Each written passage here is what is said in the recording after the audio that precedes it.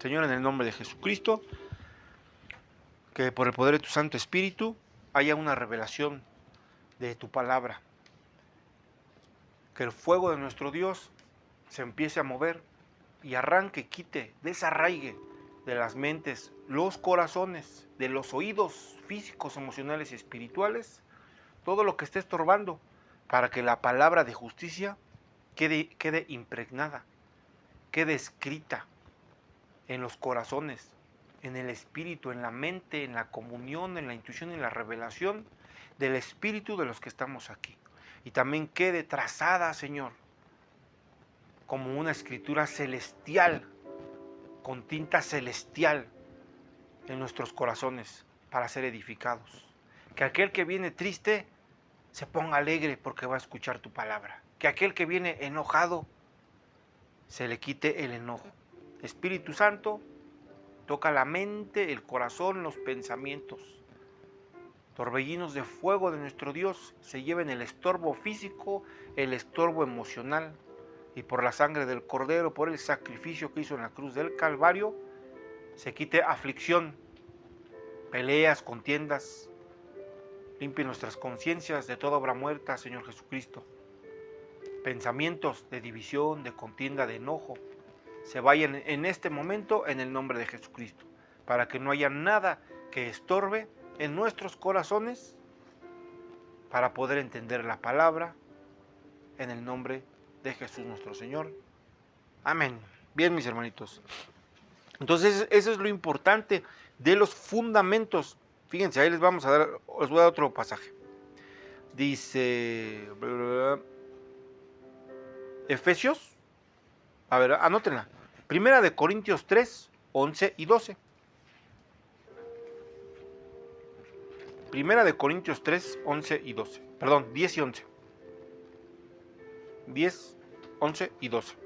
Dice, conforme a la gracia de Dios que me ha sido dada, yo como perito arquitecto puse el fundamento y otro edifica encima, pero cada uno mire cómo sobreedifica.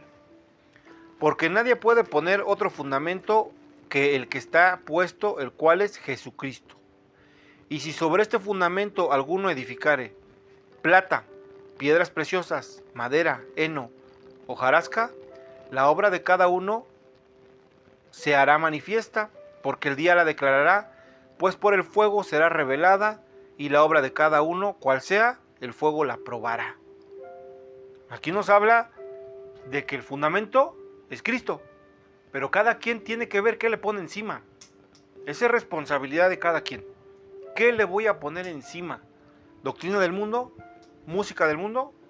¿Ciencia? ¿Chisme? ¿Tradiciones? ¿Mis emociones? ¿O le voy a poner la palabra de verdad? ¿Le voy a poner santidad? ¿Le voy a poner revelación? ¿Le voy a poner oración? Cada quien debe ser responsable de lo que le va a poner. ¿Por qué? Porque lo que le pongamos va a ser probado. Nos dice aquí algunos elementos, Dice oro, plata, piedras preciosas, 3. Y después habla de madera, heno y hojarasca. Nos habla 3 resistentes y 3 que no van a aguantar. ¿Pero qué las va a probar? Dice aquí, el fuego las probará. ¿Qué puede ser el fuego, hermanito? ¿Qué podría ser el fuego? Este es un emblema del Espíritu Santo, es muy buena respuesta. Pero en una situación que digas, ay, ahora sí sentí el fuego de Dios, puede ser una prueba. Una situación complicada, ¿no? Que podemos estar viviendo, personal, nuestra familia, nuestros amigos, las finanzas. La otra vez hablamos del fuego, de la prueba de las finanzas, ¿no? Y puede venir ese fuego. Pero si yo tengo la fe en Cristo, puse mi cimiento en Cristo, pero no le puse sana doctrina, no le puse santidad, no le puse fe, no le puse la obediencia de la palabra de Dios, no le puse una cobertura apostólica, pues, y le puse otras cosas que no. Es como si a esa obra le pusiera madera, heno y hojarasca. ¿Cuánto tarda en quemarse el heno? ¿Sabes cuál es el heno? No el heno de Elena, el heno, no. Heno. Heno, a ver si... El que venden como el que le ponen a los arbolitos. Como el gris, ajá.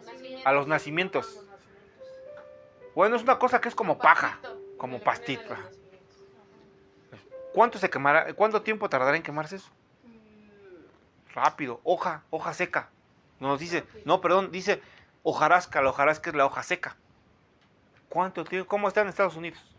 Ahí en California. No se acaba. No, porque es puros lugares donde hay un montón de vegetación. ¿Cuánto tardará en quemarse la hoja? ¿Cómo se quemará la hojarasca? Rápido, no aguanta. La madera, igual, se quema rápido. La pones, le echas ahí en la madera y se consume. ¿Cómo queda? Echa carbón y luego cenizas. ¿Y cuánto tarda? ¿Cuánto aguanta el fuego?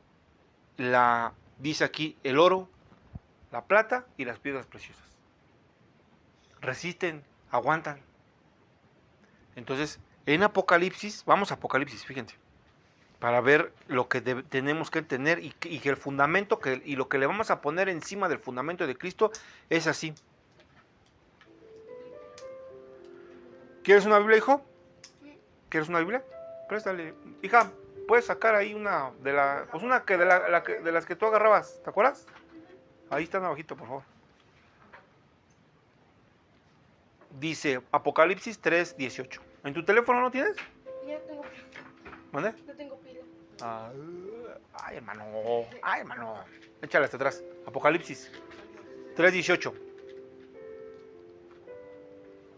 A ver, Alison, ¿me puedes leer, por favor? 3:18. 3:18, por favor.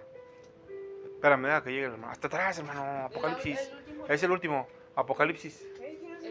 El último. Este es el primero. Dices que yo soy hebreo. Leo de atrás para adelante. Y el último.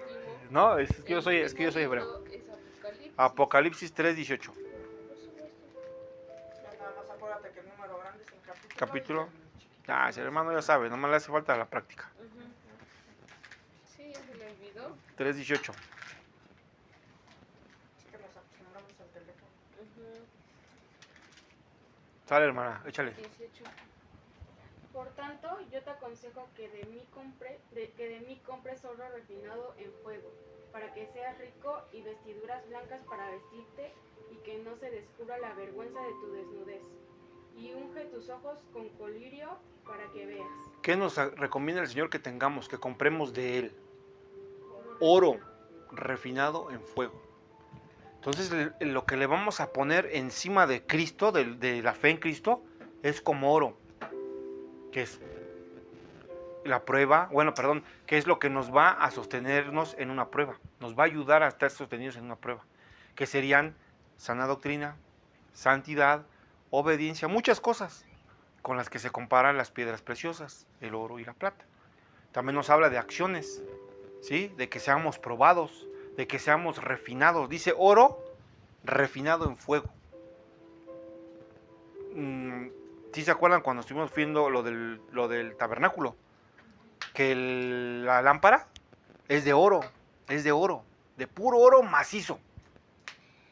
Pero es que era fuego y martillo, fuego y martillo, fuego y martillo. Entonces dice el Señor, te aconsejo que mejor tengas eso. Nos dice aquí en Apocalipsis. Y nos habla de vestiduras blancas, dice, ¿para que qué? Para que no se descubra. ¿Puedes leer, hija, otra vez? Dice, para que no, ¿qué? Se descubra, ¿qué? Tu desnudez. Dice, vergüenza de tu desnudez. ¿Qué representa eso? ¿Qué representará la vergüenza del pecado? Pero a veces podemos ser exhibidos, ¿no? Dice, nos va a dar vergüenza delante del Señor porque no hay cosas buenas en nosotros, sino a lo mejor hay cosas malas. Entonces dice el Señor, bueno, entonces me regreso al otro. Nada más es para que vean la importancia de lo que representa para Dios el oro. Cuando Dios habla de oro, no nada más habla de su gloria y de su poder, sino de que Él nos vea a nosotros como oro, pero como oro bruto. Como oro bruto recién sacado de la mina, con harta escoria, con harta basura. Y aquí es semejante el oro, lo podemos lo podemos poner como semejante a la sana doctrina, a la obediencia. Entonces por eso tenemos el fundamento de Cristo, pero hay que ponerle encima algo bueno, para que cuando sea probado, pues no me quede chamuscado. ¿De acuerdo? Entonces, palabra fundamento, vamos a verla del diccionario de la Real Academia de la Lengua Española. Dice, principio y cimiento en que estriba y sobre el cual se apoya un edificio u otra cosa. ¿Sí?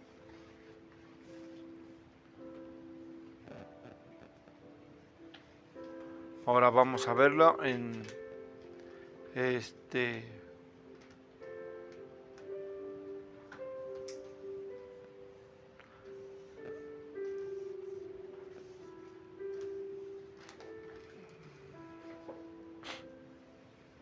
Bien, a ver, entonces ahora sí vamos a ver. Ese quiero ver que vean aquí donde dice no.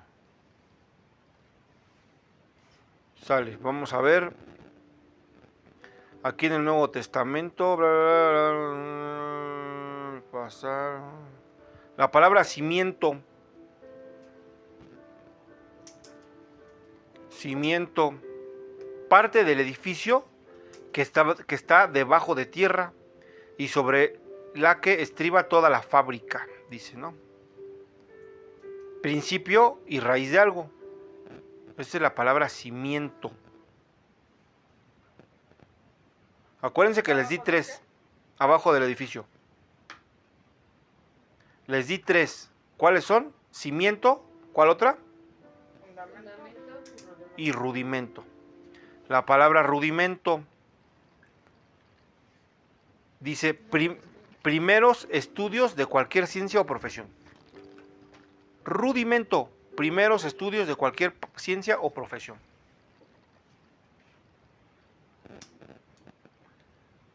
Los rudimentos, fundamentos o cimientos son bien importantes para el creyente, porque estos van a ahondar, así como en la tierra se cava muy profundo para poner los castillos o los cimientos que van a sostener esa casa. Eso sí les digo, a partir de que ustedes llevan esa enseñanza, Dios va a empezar a cavar en sus corazones, con cosas, con sueños, con visiones, con situaciones que estén viviendo, porque el Señor quiere meter ahí esos castillos, esos fundamentos, para que no se caigan. Si ustedes construyen, dices, a ver, échate, nada más bárrele y échate el edificio encima, se cae. La otra vez les decía, si la tierra hablara, ¿qué diría cuando le están haciendo los hoyos y cavando? Se iba a quejar, ¿no? Se iba a quejar. Pues así también nosotros, dice el Señor, quiero ponerte los fundamentos. Pero mientras más fuertes sean esos fundamentos, el creyente va a crecer más. Si es más alto el edificio, ¿cómo tienen que ser los fundamentos? El cimiento. Tienen que ser más profundos. Más profundos.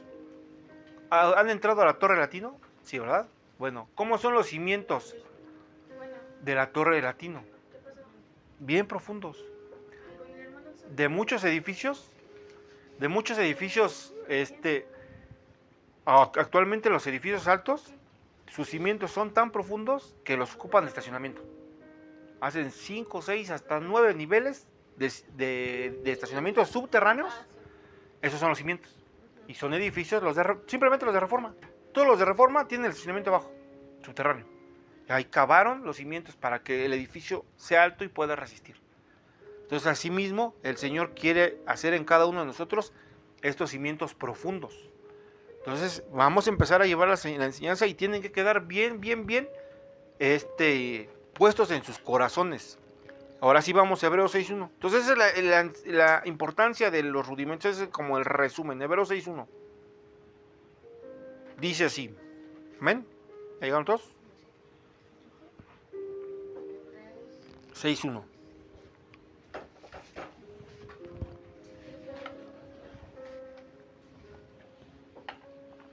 Dice así. ¿Ya están? Dice, por tanto, a ver, vamos a leer desde el 13, 5, un poquito atrás. 5:13. Dice, y todo aquel que participa de la leche, o sea, aquí estoy yo participando de la leche. Pero no es cierto lo que dice aquí. Dice, todo aquel que participa de la leche es inexperto de la palabra de justicia porque es niño.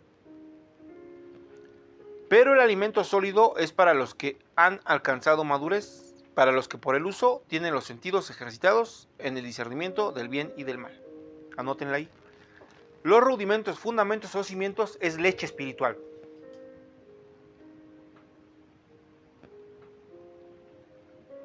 leche espiritual. Es lechita.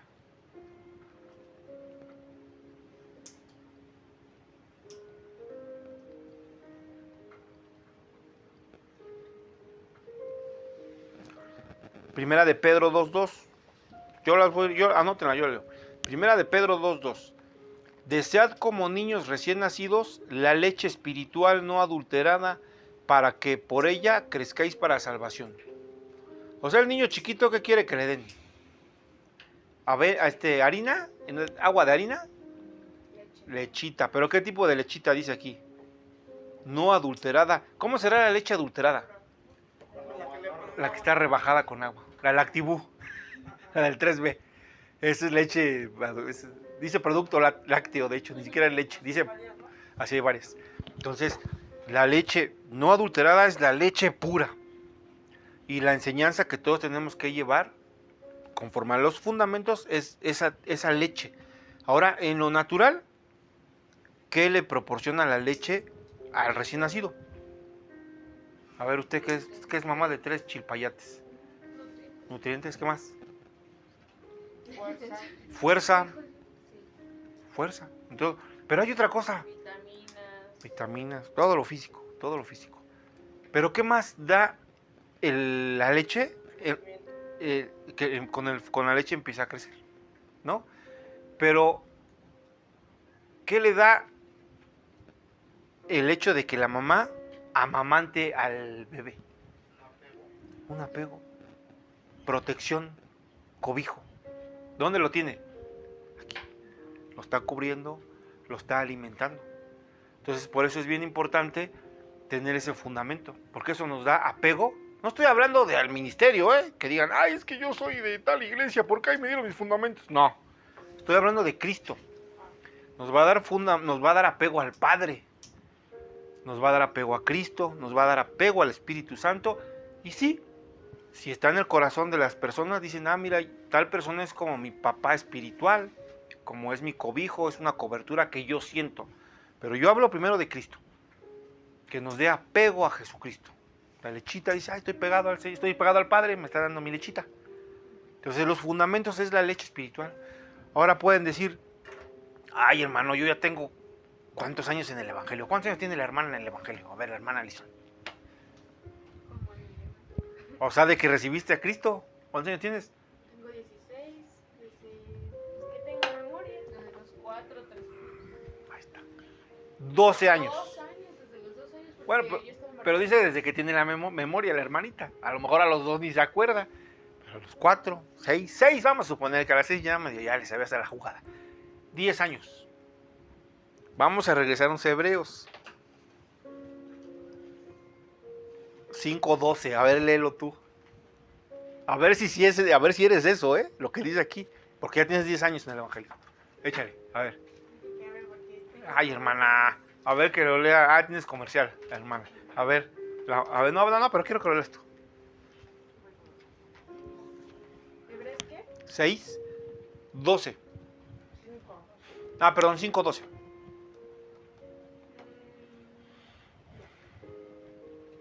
Porque debiendo ser ya maestros, después de tanto tiempo, tenéis necesidad de que se os vuelva a enseñar cuáles son los primeros rudimientos de las palabras de Dios. Y habéis llegado a ser tales que tenéis necesidad de leche y no de alimento sólido. Ahí está. Dice que tienen que ser ya algunos. Debiendo ser ya, ¿qué? Maestro. Usted ya es maestra de la palabra de Dios. Usted ya es maestro, usted ya está. ¿En qué nivel estamos?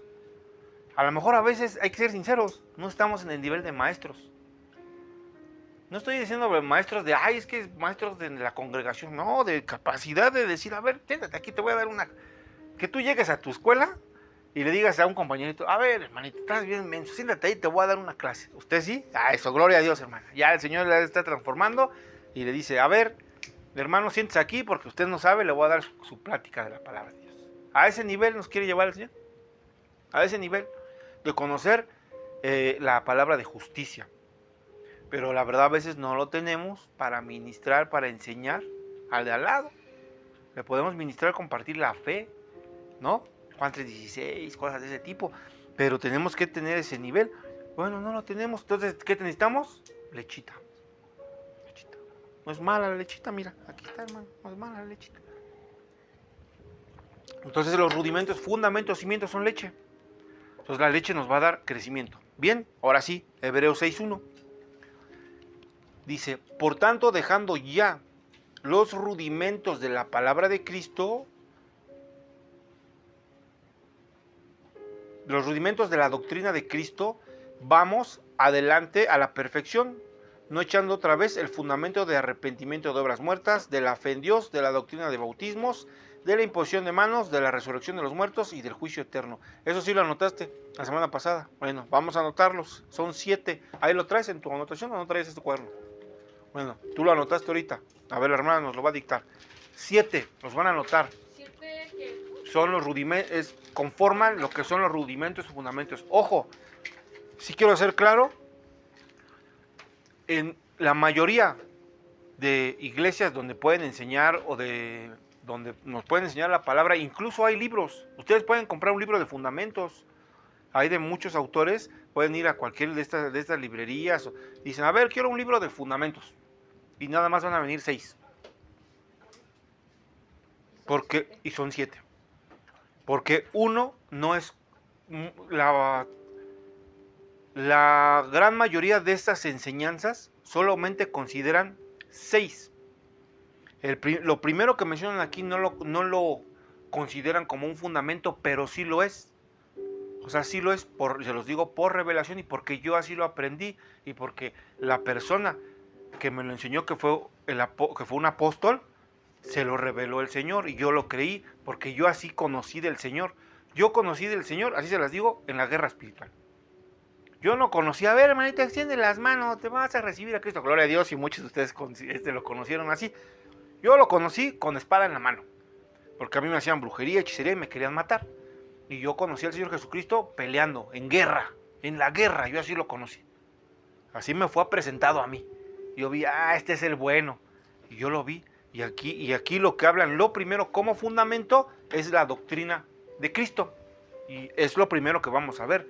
Entonces, ahorita los vamos a anotar y los vamos a ir viendo uno por uno cada semana. Entonces, lo que hablan aquí, que vamos a ver como el número 1 de doctrina de Cristo, ese es mutilado o no es considerado en la mayoría de enseñanzas de los fundamentos.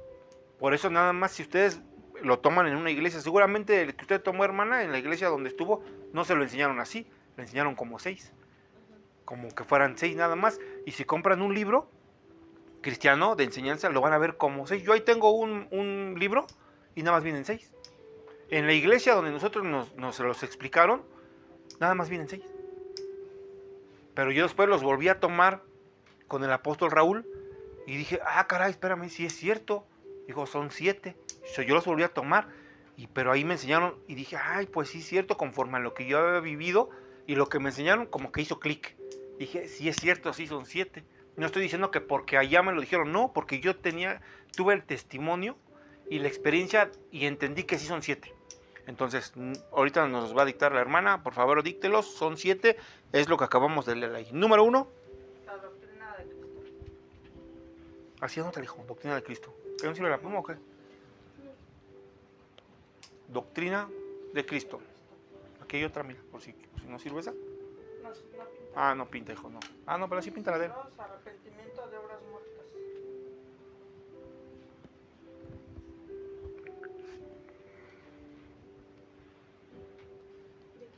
De obras muertas. Obras muertas.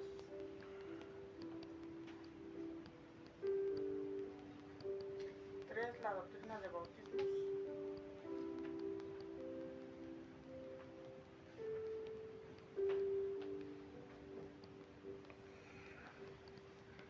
Cuatro, la fe en Dios.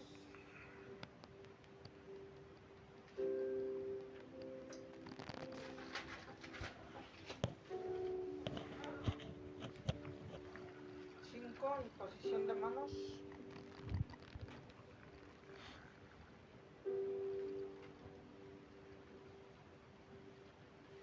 La 6, resurrección de los muertos.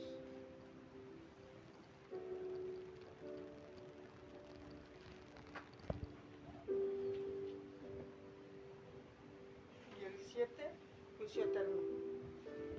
juicio eterno. Lo repito rápido. 1, doctrina de Cristo. 2, arrepentimiento de obras muertas. 3, la fe en Dios. 4, doctrina de bautismos. 5, imposición de manos o doctrina de imposición de manos.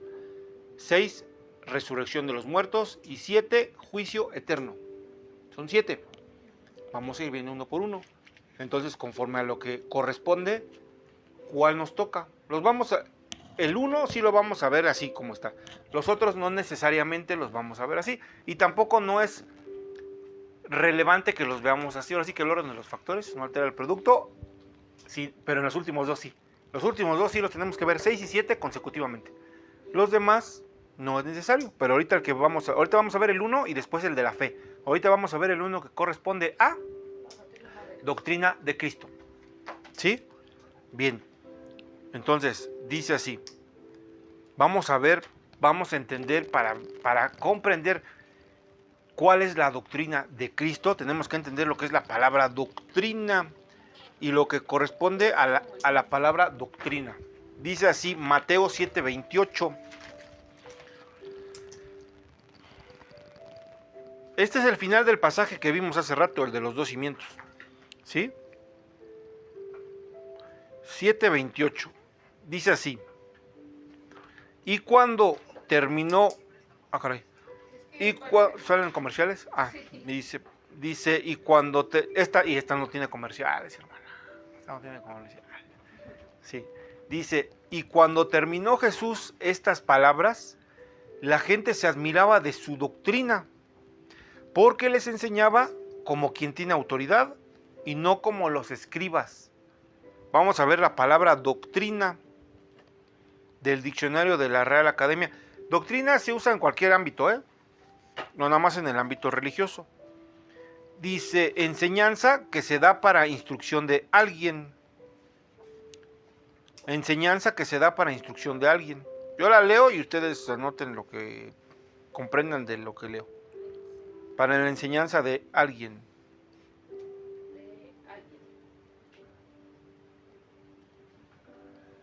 Dice otra definición, conjunto de ideas u opiniones religiosas, filosóficas, políticas, etcétera, sustentadas por una persona o por un grupo.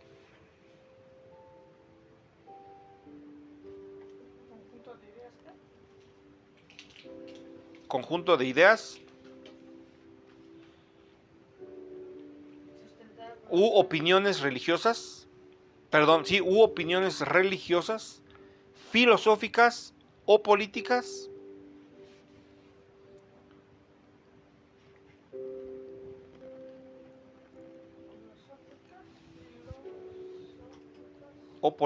sustentadas por una persona o un grupo.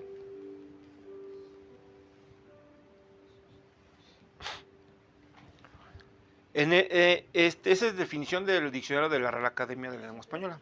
¿Por un grupo de personas? Ajá, por un grupo de personas. Eso lo que vimos es diccionario de la Real Academia. Acuérdense que vamos a estar utilizando siempre estas dos herramientas. Bueno, 3. La Biblia, el diccionario Strong, hebreo, griego, y el diccionario de la Real Academia de la Lengua Española. ¿Sí han visto un librote que tengo? Que se los he sacado. Ese es el Strong. Eso ya viene en el teléfono. Si descargan esta aplicación, ya no tienen que cargar. Yo cuando empecé, ahí andaba con mi librote y ese me tenía yo que llevar allá al centro de instrucción. Bueno, entonces ya dimos la del diccionario de la Real Academia. En hebreo, la palabra doctrina significa, o se traduce, como instrucción. La instrucción, de hecho los hebreos le llaman así, la instrucción.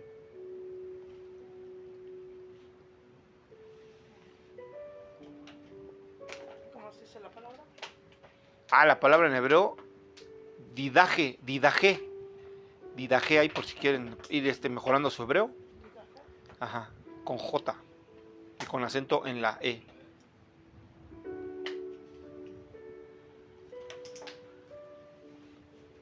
Dice instruir y aprender. Bueno, entonces dice aquí Bueno, ya vimos la palabra doctrina. Entonces podemos comprender que la doctrina, ¿qué es? La enseñanza o las primeras enseñanzas, ¿no? O lo que sustenta una enseñanza. Como vimos aquí, ¿no? Lo que sustenta una doctrina es una enseñanza. La doctrina de los magios. ¿Quiénes son los magios? ¿Quién sabe? Los magios los magios son como una secta secreta de los Simpson. Bueno, pero hay muchas doctrinas. Vamos a hablar ya en las doctrinas que conocemos de sectas o religiones. ¿Cuáles conocen? Que no sean los cristianos, ¿verdad? Evangélicos. La católica. La católica tiene su doctrina. Los testigos. Éntrenle más duro. Más, no se vayan tan suavecitos. Los santeros. La santería. Los Illuminati. Pero sí, los masones. La santería. El satanismo. Tienen su doctrina, tienen su instrucción, tienen su enseñanza. O sea, ellos saben qué hacer, cómo hacer y de qué manera hacerlo, según qué, lo que les hayan enseñado, según su doctrina. No, pero también tienen sus principios. O sea, ellos tienen sus principios conforme a lo que les enseñan. ¿Quiénes? Pues sus maestros, llámense como les quieran llamar, según el culto, la religión. El padrino, el sacerdote, ¿cómo se llama? El maestro, como le llamen, pero están fundamentados con sus doctrinas. El brujo mayor tienen sus doctrinas. Bien, ahora fíjense, entonces ya aprendimos la palabra doctrina, ¿sale? Bueno, ahora sí vamos a ver al contexto de estos dos pasajes. Dice, cuando el Señor Jesucristo terminó de hablar en esta enseñanza que les dio, dice que la gente se admiraba, se sorprendía, porque les enseñaba como quien tiene autoridad y no como los escribas. ¿Quiénes eran los escribas? Los sacerdotes de esa época. Los sacerdotes judíos que había en esa época. Los del Sanedrín, los de la sinagoga, los del templo. Y ahí llegaban todos los judíos a recibir pues, la enseñanza. Sacaban el rollo, leían y hacían toda la tradición.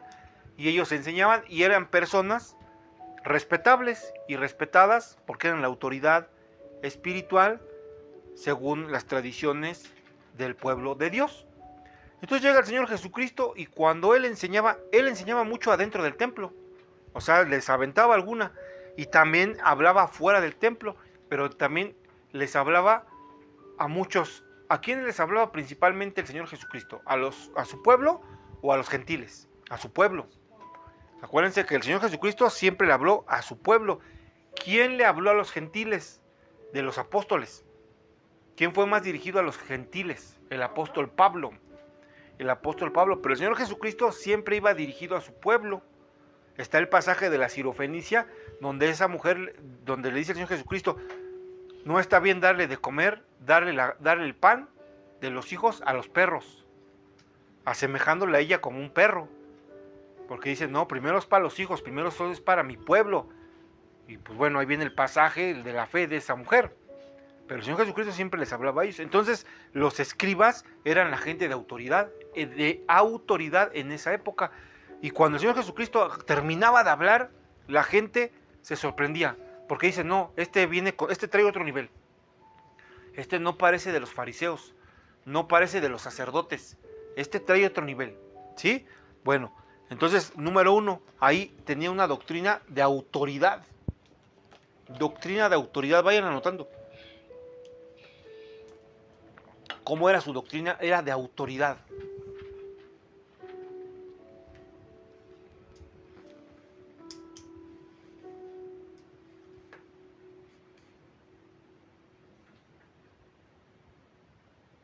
Mateo 22, 32 y 33. Esos anótenlos, no vayan, yo los voy a ir leyendo. Mateo 22, 32 y 33. Lo voy a leer, ahí anótenlo nada más. Dice, yo soy el Dios de Abraham, el Dios de Isaac y el Dios de Jacob. Dios no es Dios de muertos, sino de vivos. Oyendo esto, la gente se admiraba de su doctrina. O sea, siempre que hablaba el Señor Jesucristo, siempre que les enseñaba, ya vimos que doctrina es enseñanza, siempre que enseñaba algo, la gente se quedaba con la boca abierta. Se quedaban impactados. Decían, ¿qué está enseñando? O sea, lo que nos enseña, o sea, trae otro nivel esta persona. Marcos, 1:21. Y entraron en Capernaum, y los días de reposo, entrando en la sinagoga, enseñaba, y se admiraban de su doctrina, porque les enseñaba como quien tiene autoridad y no como los escribas. Pero había en la sinagoga de ellos un hombre con espíritu inmundo, que dio voces diciendo, ¿qué traes con nosotros, Jesús Nazareno? ¿Que has venido para destruirnos? Sé quién eres, el Santo de Dios. Pero Jesús le reprendió diciendo, cállate y sal de él. Y el espíritu inmundo, sacudiéndole con violencia y clamando a gran voz, salió de él. Y todos se asombraron de tal manera que discutían entre sí diciendo, ¿qué es esto? ¿Qué nueva doctrina es esta que con autoridad manda a uno los espíritus inmundos y le obedecen? Y muy pronto se difundió su fama por toda la provincia alrededor de Galilea. Entonces el Señor Jesucristo, ¿dónde estaba este hombre? Dice, en la sinagoga. O sea, dentro, entre ellos judíos, adentro, estaba uno enchamucado. Dice, había dentro de la sinagoga un hombre que tenía, ¿qué? Un espíritu inmundo. Y en cuanto lo vio, ¿qué dijo? ¿Qué traes con nosotros? ¿Y qué hizo el Señor Jesucristo? Versículo 25. Le reprendió. A ver, vamos a ver la palabra reprendió. Te reprendo, Satanás. A ver. Reprendió. Diccionario de la Real Academia. Es que me reprendieron, mamá, en la escuela, dice el hermano. Es que me reprendieron. Dice, corregir, amonestar a alguien, vituperando o desaprobando lo que ha dicho o hecho. ¿Sí? Corregir, amonestar a alguien, vituperando o desaprobando lo que ha dicho o ha hecho. Eso es reprender. Le dieron una reprimenda.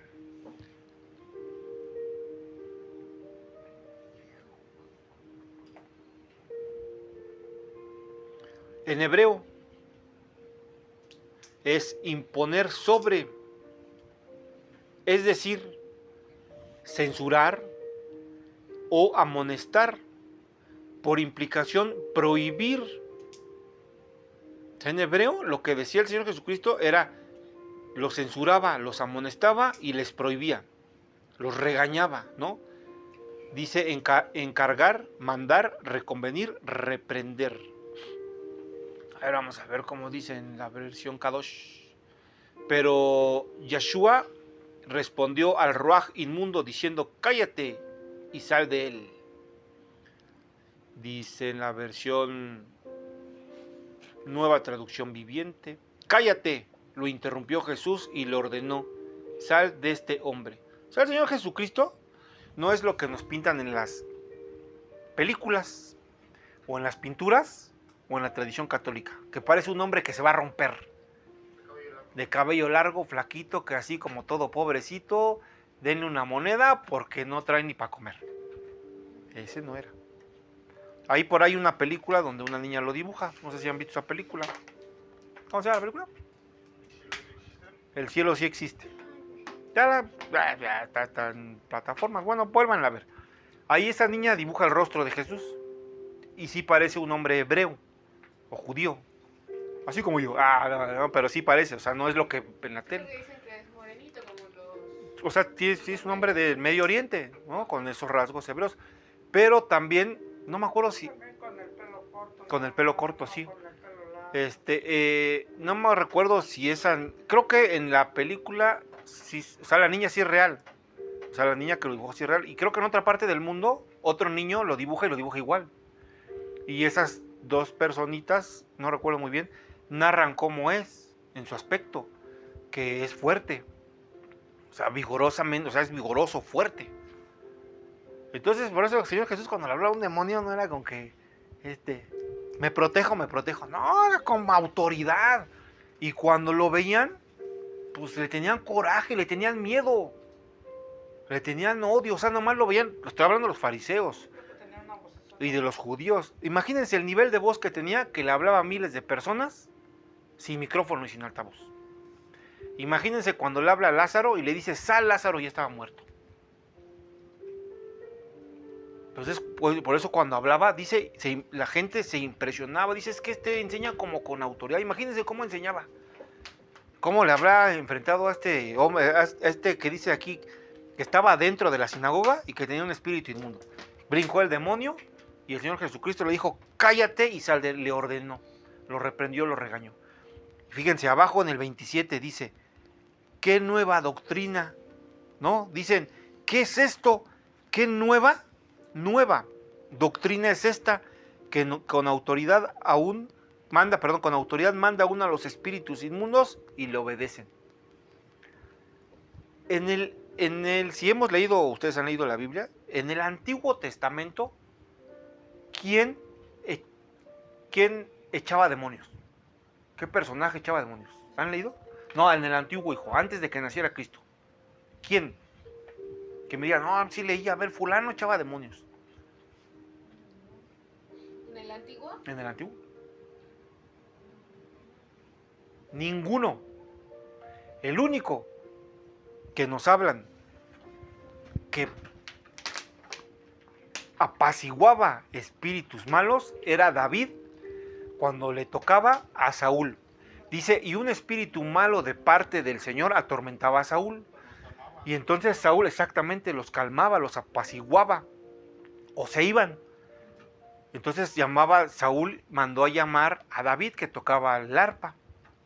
Entonces David, inspirado sus manos, sus notas por Dios mismo, esos toques que hacía, esos música que hacía, apaciguaban, tranquilizaban o echaban a ese espíritu malo momentáneamente. Y era un espíritu de Dios. Y era un espíritu malo, dice un espíritu malo, pues es que Dios es el padre de todos los espíritus. Dios es el padre de todos los espíritus. Es el padre de todos, hasta pues es el padre de Satanás. O sea, Dios es padre de todo. Y también Dios no los manda actualmente a nosotros. Permite que es diferente por algún derecho legal. Pero Dios no dice, ay, vas a ver, te voy a echar uno para que te jale las patas. Dios dice, no, yo no quiero, hijo, pero tu pecado, tu maldad, pues ya le abriste la puerta, pues va a ir, hijo. Por su misericordia y su gracia dice, pero no te vas a morir, hijo, no te preocupes, nada, te va a jalar los pies. O te va a dar unos pellizcos. En el Antiguo Testamento, eso es por Cristo, ¿eh? Eso es porque tenemos a Cristo. Dios nos da chance. Pero en el Antiguo Testamento no había Cristo.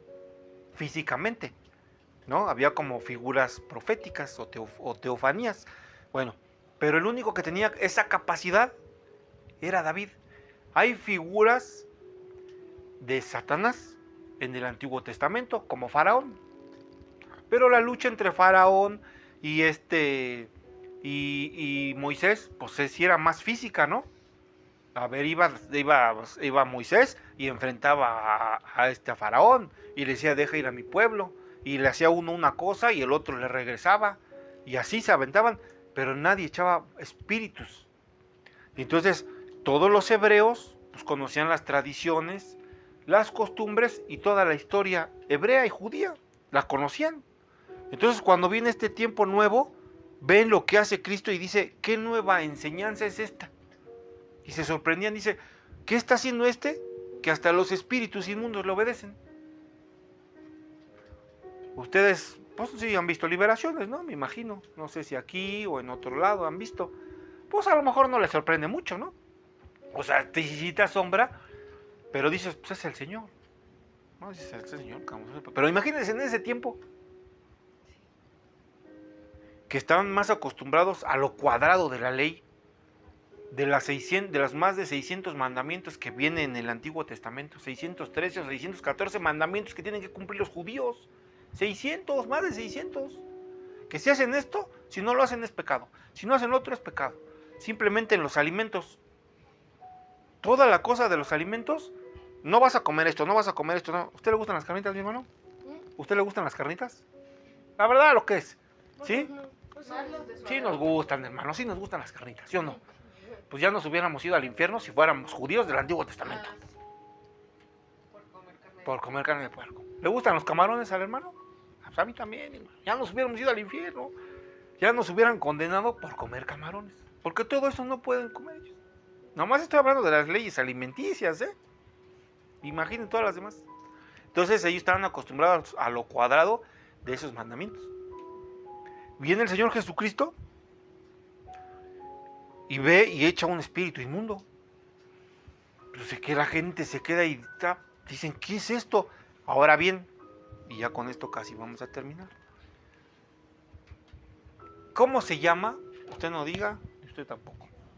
¿Cómo se llama lo que hizo el Señor Jesucristo en ese momento con esa persona? ¿Qué le hizo? ¿O cómo le podemos decir, el Señor Jesucristo hizo esto? ¿Qué le hizo a ese hombre? Al que tenía el espíritu inmundo. O sea, cuando le habló, lo reprendió, el espíritu inmundo, ¿qué hizo? Se fue de él. O sea, ¿qué le hizo el Señor Jesucristo? Lo reprendió, le dio una acción de reprender. Pero ¿cómo se llama o cómo lo conocemos actualmente? Cuando llega alguien y y se va el otro. Liberación. El Señor Jesucristo a este hombre en la sinagoga, ¿qué le dio? ¿O qué le hizo? ¿Una qué? Una liberación. Entonces, ¿qué vino a enseñar el Señor Jesucristo? Liberación. Liberación espiritual. Y antes no había. No había. La liberación sí es un fundamento. ¿Por qué? Ya con esto vamos a terminar. ¿Por qué? ¿Por qué es tan importante que está dentro de los fundamentos? Porque si un creyente... ¿Mande? ¿Cuál sería de los 7? No, o sea, la doctrina estamos entendiendo, la doctrina de Cristo dentro de la doctrina de Cristo es la liberación. La doctrina de Cristo es la liberación. Eso es lo que vino a enseñar el Señor Jesucristo. O sea, el Señor Jesucristo no vino a enseñar el arrepentimiento, no vino a enseñar el arrepentimiento del pecado. Eso no lo vino a enseñar el Señor Jesucristo, porque eso incluso ya lo enseñaba Juan el Bautista. El Padre en el Antiguo Testamento siempre está llamando a su pueblo a que se arrepienta, ¿no? O sea, siempre Dios ha estado hablando de arrepentimiento. Siempre estuvo hablando de perdonar al pueblo. Entonces eso no lo vino a enseñar el Señor Jesucristo, lo vino a reafirmar. O sea, lo vino a reafirmar diciendo, vengo de parte de mi Padre a decirles que se arrepientan de sus pecados. Eso, o sea, ya vino a confirmar, a establecer. Pero vino algo que sí trajo como nuevo, que no se hacía. La liberación, que es echar fuera a los demonios. Si ustedes han leído los evangelios, de todos los milagros que vienen en la escritura, que son 30 y... ¿cuántos dijimos? ¿35? 33. Hay muchos, pero los que se describen solamente son 30 y tantos, 36 o 33, algo así. Parece que son muchos porque algunos se repiten. O sea, los que están en... un milagro que está en Mateo también está en Lucas. O un milagro que está en Juan está en Marcos. Por eso parece que son muchos, pero son 30 y tantos. ¿Sí? Bueno, la mayoría de esos milagros, ¿qué son?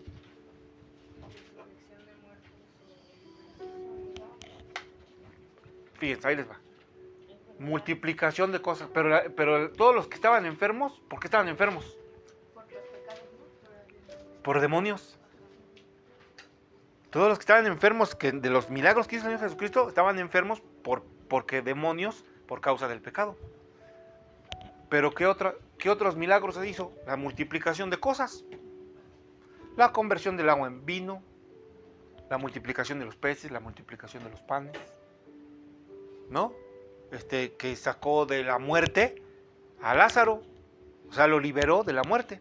Pero en sí casi todos los milagros de Cristo eran liberación. Casi todos, la mayoría. La mayoría. Entonces eso es algo nuevo que viene a enseñar el Señor Jesucristo. Por eso donde no se practica la liberación, hay problemas espirituales. Porque un creyente que no está bien liberado, un creyente que no cree, hay muchos creyentes, muchas iglesias que no creen en la liberación. No creen en ella, no la practican. Y en su mayoría, mucha de esa gente en sus casas están bien enchamucados. En sus familias, en sus núcleos familiares van a la iglesia. Sí, amén, aleluya, pero en sus vidas personales están bien enchamucados. Hay hartos demonios, no son libres. Y entonces nada más van llevando religiosidad o tradiciones, ahora tradiciones cristianas. No, porque es que hay que ir los domingos. Está bien, nos tenemos que ir, pero ya no van a edificarse, ya no van a... Si ustedes se fijan, hay muchos, y lo digo con amor al cuerpo de Cristo, y espero que el Padre y el Señor Jesucristo no se enojen conmigo, pero hay muchos creyentes que no tienen la capacidad de arrancar, de arrebatar, de derribar y destruir. No la tienen. No tienen la capacidad de echar fuera un demonio de sus matrimonios, de sus vidas, de sus hijos, o de sus casas, de sus economías, de sus finanzas, de sus hijos. No pueden. Y van a la iglesia, se reúnen, y llevan años. Y no pueden con un chamuco. Porque donde van no les enseñan liberación. Por eso es un fundamento. Entonces ese creyente a lo mejor ya llevó todas las enseñanzas de que vamos a ver que vamos a ver cuándo va a venir el Señor Jesucristo y vamos a ver esto, pero está reenchamucado. Y entonces a veces esos demonios que tienen le arrebatan la palabra que les dan. Esas malas doctrinas que tienen creyentes les arrebatan las enseñanzas que les dan. Y un creyente libre, lo que tiene lo convierte en algo. Lo que le dan lo agarra y lo convierte en algo. No les enseñan a reconocer, ¿no? Los pecados que traen. Pues alguien que no reconoce, en muchas iglesias pues no hay administración de liberación. Y están muchas congregaciones y muchas iglesias, pastores y ministros apapachando al creyente para que no se les vayan, para que no se les vaya el diezmo, para que no se les vaya la ofrenda, para que no se vaya la gente. Yo la primera vez que prediqué, el pastor que me dejó predicar se enojó porque les hablé de los postreros días, de los hombres de los postreros días. Pero en los postreros días habrá hombres amadores de esto, bla, bla, bla, y se enojaron porque les hablé duro. Digo, no, se van a ir. Ustedes me conocen, hermanitos, saben que yo aquí hablo como es, conforme a la Escritura. Y a muchas personas no les gusta eso. Pero ustedes ven al Señor Jesucristo, apapachaba a la gente. Les hablaba duro. ¿Y quiénes eran los principales que lo odiaban? Los fariseos. Pero el Señor Jesucristo vino a enseñar la liberación. Por eso es bien importante entenderla, saberla. Y que vamos a ver más adelante, con esta no vamos a terminar con esta enseñanza, pero ya hasta aquí le paramos para entender lo que es que el Señor Jesucristo nos haga libres, porque eso vino. Entonces no tiene caso ser creyentes y ser presos. Ahora, ¿cuál sería lo contrario de ser libre? Ser cautivo. O sea, a veces muchos creyentes son cautivos. Incluso muchos creyentes son cautivos de los pastores. O son cautivos, o sea, son prisioneros de la iglesia, del templo. No son libres en Cristo, sino que están prisioneros por la religiosidad. Y muchos pues también son o somos, hay de mucho, que pueden ser prisioneros de las tradiciones del mundo, de las cosas del mundo. Y el Señor Jesucristo ya nos vino a ser libres de los pensamientos, de las nuevas corrientes. ¿Sí? Entonces, ya terminamos. Quédense con esta primera parte de lo que es la doctrina de Cristo. Resumimos. La doctrina de Cristo, ¿qué es? Liberación. Lo que vino a enseñar, entre otras cosas, el Señor Jesucristo, fue liberación. Y la primera parte que vimos, cómo enseñaba Él, como quien tiene ¿qué? Autoridad. Alguien que quiera y diga, yo quiero experimentar la liberación, a lo mejor dice, es que yo quiero ayudar a la liberación de alguien. Pues primero tiene que ser libre, ¿no? Para empezar, ¿no? Porque como un ciego guiará a otro ciego. Pero tiene que tener ¿qué? Esa persona que va autoridad. Autoridad. Para que puedan decir, tiene que tener autoridad. Autoridad con la palabra, autoridad moral, autoridad espiritual y autoridad delante de Dios. Para que tenga esas capacidades. Ya terminamos, vamos a orar. Y que el Señor ponga en sus corazones que digan, Señor, yo quiero ser libre. Yo primero quiero ser libre. ¿No? Yo primero quiero ser libre. Pero también me gustaría que mis hijos, mi casa, mi economía, mis finanzas, mi territorio, mis papás fueran libres. Mi escuela, mis compañeros, mis amigos, no sé. El Señor les pondrá a cada quien. Pero primeramente debe cada quien de anhelar ser libre. Entonces tenemos que entender que de todos los beneficios que el Padre nos dio, uno fue la enseñanza de Cristo, que es doctrina o enseñanza. ¿De qué, hijo? De liberación. Doctrina de liberación. Señor, en el nombre de Jesucristo, Agradecemos tu bondad, tu misericordia, Señor.